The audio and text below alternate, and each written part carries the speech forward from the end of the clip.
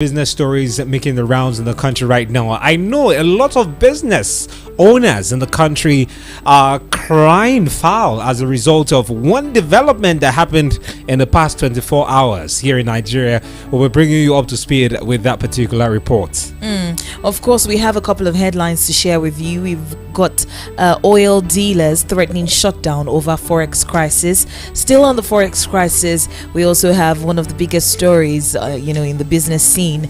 You're looking at different cryptocurrency apps, but like Binance, they're adopting the price cap as the presidential aide is advocating for a ban of crypto companies like this. We also have a couple of other stories. We have this one here, really interesting. It's a fourth chart showing Nigeria is not a rich country. We'll check that out in just a moment. And then we'll also go to the Naira, where we're seeing Naira plunging to 1,900. We'll look at that against the USDT on Binance as well. We'll also have news about the Naira as well, hitting a record low of 1,830 Naira to a dollar at the black market. Wow. So these are more stories we're talking about right here on Business Today. But before we head straight to it, let's check out the business quote for the day. Here is our business quote for the day. All right, so this is the business quote of the day. The road to success and greatness is always paved with consistent hard work. Outwork your competitors and be relentless. So the road to success and greatness is always paved with consistent hard work. Outwork your competitors and be relentless. This is the quote of the day. I think it's really interesting, this particular quotes saying that all you need to do is outwork your competitors and be relentless in what you're doing, right? It's never easy, but you have to be very dogged in whatever it is that you're doing. And it reminds me of also a quote by Robert Collier, where he actually mentioned that success in itself is the sum total of little efforts repeated day in, day out. So when you do all of this, those small efforts is what culminates into hard work at the end of the day. Hard work doesn't mean that you're carrying block or you are carrying heavy things. These are little consistent efforts you're putting into your business to help it grow. So keep doing it, keep putting in that small effort, and at the end of the day, it will yield results right here.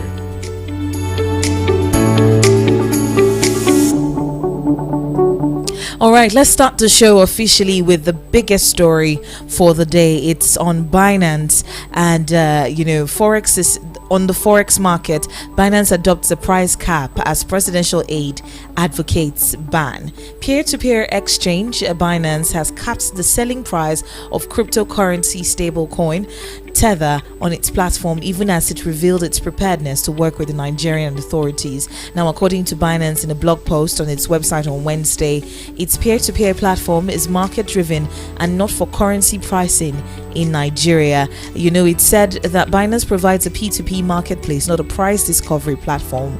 To be clear, it is market-driven and it is not intended to be a proxy for currency pricing in Nigeria. To protect users and to prevent any abuse, our system automatically pauses in the event of a period of significant currency movement.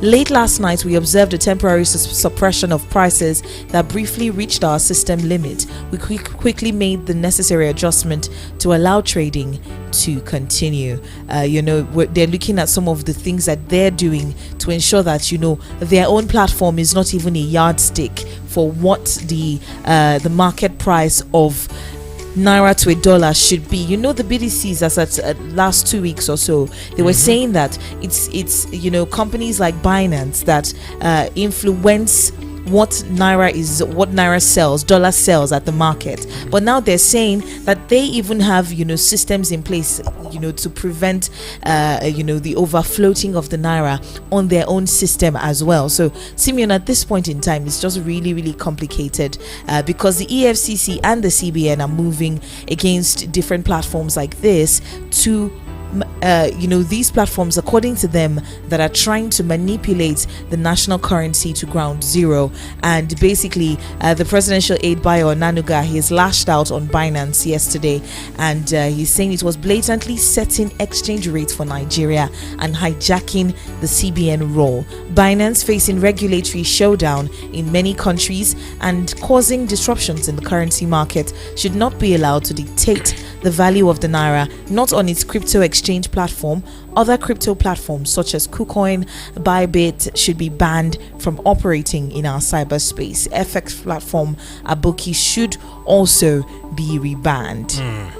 Okay, looking at the some of this P2P, because I don't like calling them crypto platforms. I like calling them peer-to-peer platforms, because what it does is it links you to other people. You have currency to sell. There's someone there to buy from you at the same time. It's trying time for those Nigerians that actually have their monies on that particular platform, the likes of Binance, the likes of OctaFX, and the rest, even Nigerian companies as well.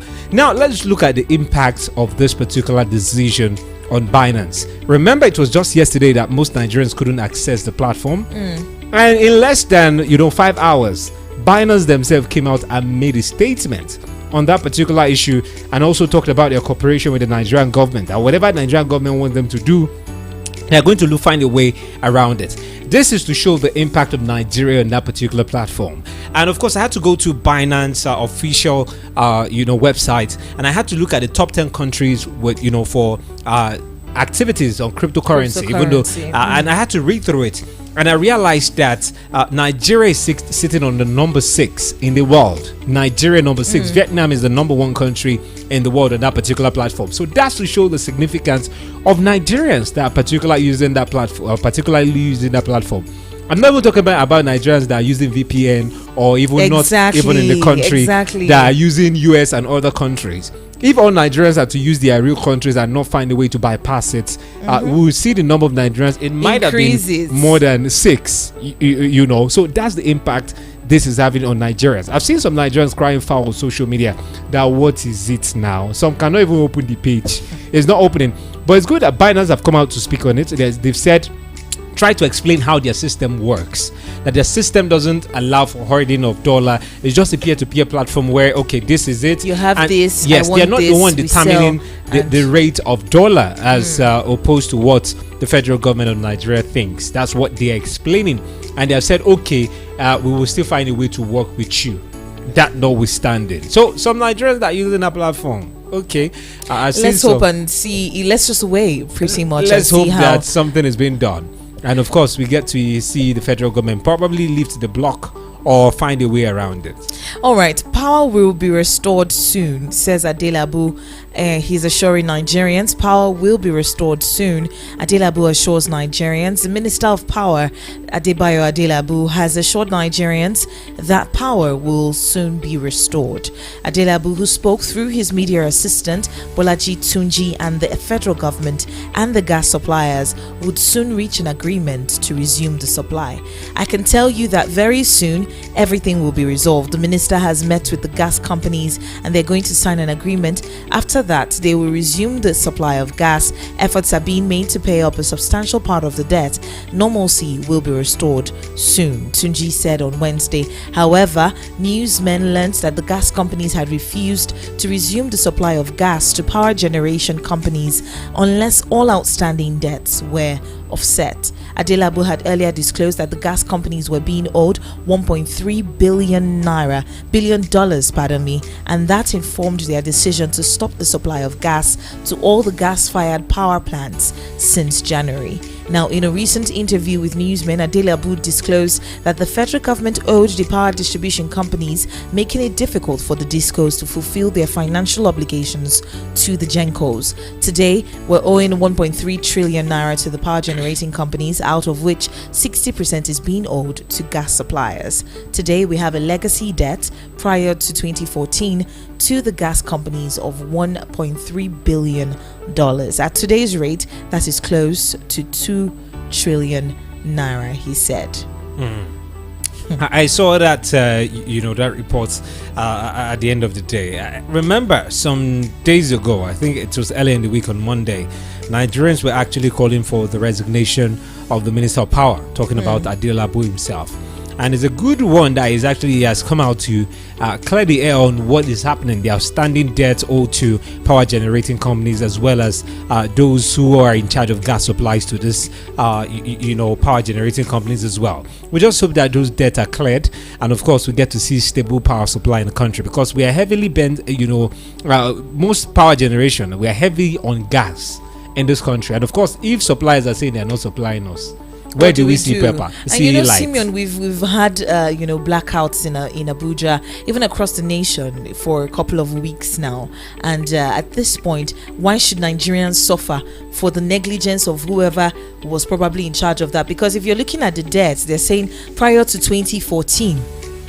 This debt started from Goodluck's administration. It shot into Muhammadu Buhari's administration, and now into the Tinubu's administration. So at this point in time, we're seeing years of negligence on the part of the federal government. So who was in charge of making the payments? Which individual was in charge of it? And then you now look at, the other monies that are owed to the AEDC as well. At the end of the day, at least the president have actually said, let them even pay the one that has to do with Aso Villa first, which is about 300 and something million. Yesterday. Let's see if they will pay part, and then other federal parastatals get to find a way to pay theirs as well, because this is the case of, according to Rufai Oseni,